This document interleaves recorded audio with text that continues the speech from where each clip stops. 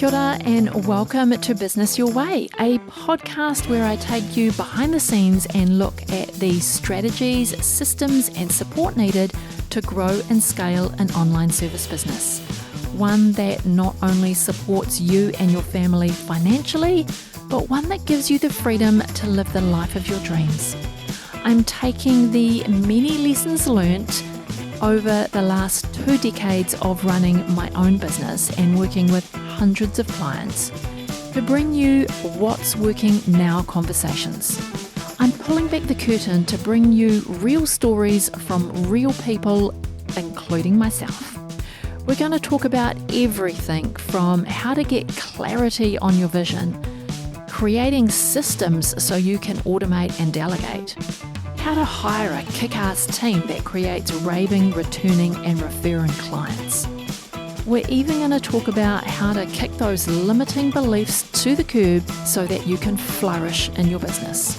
I'm your host, Sandra Julian, an Indigenous mama of 3, fashion-loving sewist and business strategist. Each week, I want to help you dream big, plan well, and do the work to grow and scale your business your way. Kia ora and welcome to episode 87 of Business Your Way. I really appreciate you returning every week on the podcast, and maybe you don't tune in every week. Maybe you just come back from time to time, depending on what the title of the episode is that maybe catches your eye. But whether you are a repeat listener or whether you are new to the podcast, thank you for being here. I appreciate that you are choosing to tune into this podcast and use your time to listen to this podcast. It doesn't go without a lot of gratitude from me. So this week on the podcast, we're going to talk about one of the most frequently discussed topics amongst agency owners, which is sales, and how to set appointments and actually close the sale. There is always a lot of talk about this. Should I be doing appointments? Should I be closing on the appointment? What if I don't? How can I do that? How do you do that? All of the things. So in today's episode, we're going to dive into sales calls, also known as discovery calls or strategy calls. We're going to dive into the structure, the flow, and the call to action that should take place on these calls so that you can win more clients and grow your business. So what is a sales call or discovery call?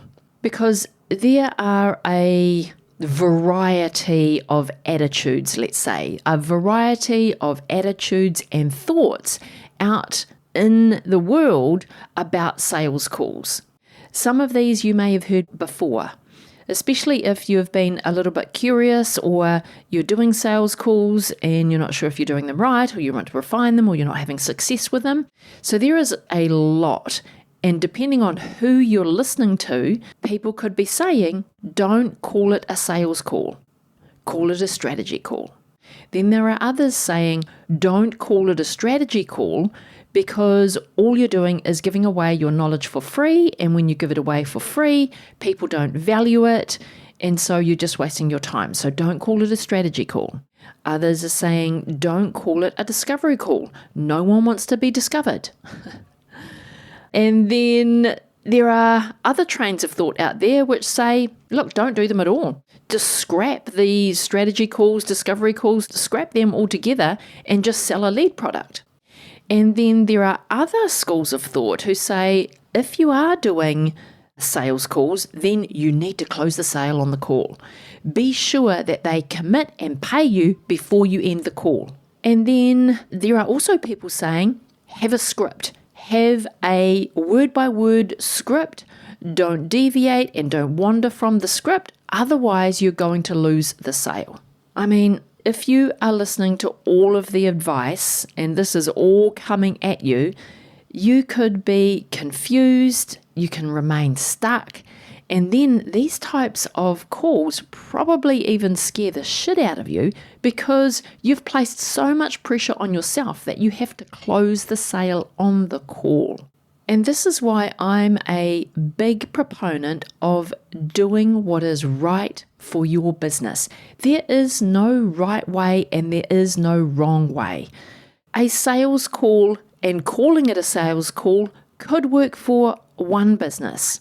Calling it a discovery call could work for another business. Closing people on the call might be something that is really successful for one business, but it doesn't mean that that's going to be successful for you.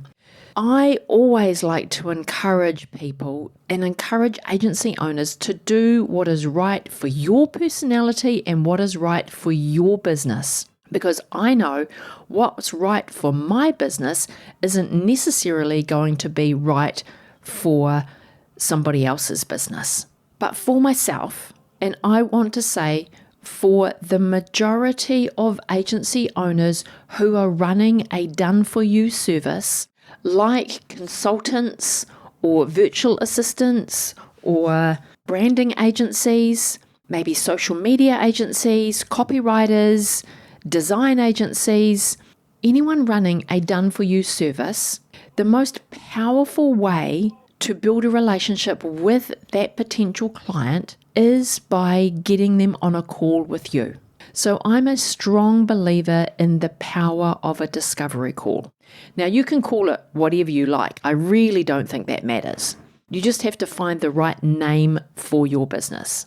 And saying that though, I'm starting to move towards the belief of not providing free strategy calls and only thinking about a free strategy call as a paid product. I'm not 100% in that camp yet, but those thoughts are, swirling around in my head, and I will land there at one point. But in my agency, I offer 45-minute free planning calls. So I call them a planning call because that's what we're going to do on the call. I've heard other agencies call them a fit call. Like we're going to jump on a call and see if we are a good fit to work together. And this will all make sense once I get down into explaining how to conduct these calls and the energy, the mindset and the conversation that you need to be prepared for. P.S. It's not a script. So for me, the 45-minute free planning call is about assessing where that particular prospect is at with their event and whether it's something that my team and I can help them with. And probably about 90% of these calls move forward and I invite them to come and work with my team and I. The other 10%, well, they quickly establish for themselves that they have got more work to do before their event can even get a date in a calendar or move forward, let alone engage an event agency to help them. Usually, I don't have to establish that. Usually, with how the conversation goes, they already are establishing it for themselves. They're establishing that they've still got some more work to do before they can, be sure that they can move forward with their event. And there's a quote from Patricia Fripp that says, "You don't close a sale, you open a relationship if you want to build a long-term successful enterprise." And this is the exact reason why I offer the free planning sessions. And I believe in that free discovery call. And I think this quote sums up the overall attitude that is required when it comes to how you think about and how you approach the discovery call, sales call itself. So for this episode, let's agree that we're going to call it a discovery call. Because discovery call implies that you are discovering things about each other with a view to opening up a long-term relationship by working together. Because when you've finished that initial project with that client, you want them to be raving about the service that they got from you. You want them to return to work with you, and you want them to refer their friends and colleagues to come work with you. So you're opening up that long-term relationship to work together. But there's also another saying, which I'm not sure where I heard it first, but it is the saying of sales as a service, or sales is a service. Because if you can help someone solve their pain point and overcome the challenge that they have, then you are doing them a service. And you are doing them a disservice if you are not inviting them to come and work with you. So as a service provider, we probably understand that frame of mind the most. If we put ourselves in that frame of mind, that our service is going to help that person, then I'm going to offer my service to help them, because we want to help people. That's why we're in the business of done-for-you services, and that's why we've chosen the agency model. So I really like that saying, sales is a service. Alrighty, let's take a look at how to approach a discovery call so it doesn't feel like your prospect is being sold to. So you can relieve yourself of any pressure to close the sale, and you can simply just enjoy the process. Now, in full disclosure, this framework comes from Matt Church. However, it's exactly what I've been doing in my planning sessions ever since I implemented them a few years ago. I just didn't realize that this is what I was doing. I was just going with what felt natural to me. I was asking the questions that I needed to ask to find out where they were at with their event and whether they were a good fit and that I could help them, which is something that I really recommend that you do. And I've been calling this a consultative sales process because I approach my discovery calls with a consultation mindset. And that mindset leaves me open to what happens on the call. I am just in that consultative process with this prospect on the call. So I want to take you through this framework. There is the pre-call phase, the during the call phase, and the after the call phase. And during each of these phases, you want to be aware of your mindset, your energy, and your conversation. The mindset is what you want to develop to have the right thinking going into the call.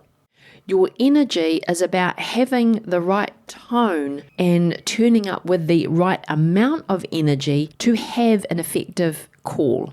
And then the conversation, you need to know what to say. By that, I don't mean that you need to have a script, and I'll get into what that means in a minute. So we need to think about your mindset, your energy, and your conversation before the call, during the call, and after the call. And believe me, your mindset and your energy are just as important as what you're going to say during your conversation. I wanted to jump in here really quickly and ask you for a big favor. If you are loving this podcast and this episode, I would be grateful if you could share it with a friend. Or even better yet, jump over onto Instagram and share it on your stories. Don't forget to tag me, I'm sandrajulian.co. That really is the best way for others to find out about this podcast, and I thank you in advance. Alrighty, back to the episode. So let's take a look at the pre-discovery call. Your mindset needs to be cool. And you need to recognize that sales is just a numbers game. We'll either get a yes or a no. And we also need to decide whether the client is for us or isn't for us. So you just need to have that cool mindset that this is just a numbers game. Your energy that you need to develop before the discovery call is you need to be sold on your solution. You need to believe in your service, and you need to believe the results that your service can get before you even show up on the call. Because when you believe in yourself, you'll show up in that energy. And then the conversation. So you need to be clean and upfront about the purpose of the meeting. So if you're calling it a strategy call, then be clear about what's going to happen in that call. If you're calling it a right fit call or a discovery call or a planning call, just be upfront and clean so both you and your potential client know what the agenda is before the meeting even takes place. So there's no smoke and mirrors about the conversation that's going to take place during the call, which then moves us on to the call itself. So your mindset during the call is to be selective. Be very clear with yourself that you are choosing your clients. You should be clear before the meeting about the type of people that you want to work with, the work you do, and how you want to work. So then when you're on the call, your mindset is about being selective. And your energy during the call is this one of dancing with the conversation, being present and being joyous and being totally in the moment. This also means being generous with your knowledge. You want your prospect to walk away from the meeting feeling like they were seen and heard. So don't hold back just because it's a free call. Don't think that you need to put everything behind your paid product. And when you turn up in that energy of just dancing with the conversation and being in the moment, that energy will be received by that other person who is on the call with you. And then during the call, your conversation it's focused on clicking with that prospective client, finding relatable points to them. And that is only possible if you know their world already and you have an idea of the problem that they are potentially going through or the challenge that they're facing. So you're looking to see the clicking points during the conversation. You have to be able to relate to them where they're at. So if you are offering a service whereby you are helping CEOs with their 5-year strategy, then you have to know what that CEO is up against, what they're dealing with, what they're experiencing. And if you don't have any personal experience of that, then you're not really going to click with that potential client because you're not going to have any clicking points because the relatability is missing. And then let's move on to after this discovery call. Your mindset needs to be reverent because after the discovery call, this is the sacred moment where that prospect gets to decide whether they will work with you or not. And this goes right back to the mindset that you need to have pre the call. And that is, it's just a numbers game. Your number of discovery calls is just a numbers game. And then your energy after the call, you have to have completely surrendered to the mindset that it's just a numbers game. So you have to release your energy from being attached to the outcome. So you can't sit there in this anxious kind of energy, hoping and wondering if they're going to choose you. Once you've had the call, you've sent them their proposal, you need to be unattached from the outcome. You have to surrender your energy to let the outcome be whatever the outcome will be, because then you can put your energy into focusing on other areas of your business. And then the conversation post the discovery call is about the invitation to work with you. So you have to make the invitation. If you know your service could help them, then invite them to work with you. Going back to that, saying at the beginning, sales is a service. You know that your service can help them. So be in service to them by sending them your proposal and inviting them to work with you. You are doing them a disservice if you end the conversation without making that invitation, knowing that you can help them. And the invitation doesn't need to be this big, scary, will you come work with me? It literally just means that you agree that you're going to send them an invitation outlining your services and inviting them to come and work with you because you have the right tailored solution that can help them. Your call to action from every discovery call, that is, if you have established that you can help them and that they are the right fit client for you, your call to action at the end of every discovery call is to agree that you will send them a proposal. They will review and sign the proposal, and then you can both get to work. That kind of conversation at the end of your sales call relieves this pressure of having to close the sale on the call. All you have to do is agree together, you and your prospect, you have to agree that you are going to send them a proposal, they're going to review and sign the proposal, and then you're going to get to work on all the things that you just talked about during your discovery call. The thing that you don't want to say is, I'll send you a proposal, because what happens then is that there's no commitment from them to read your proposal and get back to you. So be clear of what their action is. Your action leaving the call is to send them a proposal. What's their action going to be? Their action is going to review and sign the proposal. So leave the call with that. Don't just leave the call with your action to send them a proposal, because they can pretty much do whatever they like if they haven't given you that commitment. So be clear that your proposal is just the formality that needs to be completed before you can get to work. And honestly, if your discovery call has gone well, you have clicked with them, you have outlined how you can help them and how you work, which is going to be a natural part of the discovery call if you're the right fit for one another. And you don't need a script to discover that. This will be part of that natural conversation and being present in the moment, being curious and treating it as a consultative process, a back and forth process. You want them to get to know you, you want to know them, and that in itself is the natural conversation. And you want to make sure that you don't lose the client by sending them a proposal that is not aligned with the call that you just had with them, right? So what I mean by this is, don't send them a proposal that is all about you, your history, your work, what you do, and your credentials.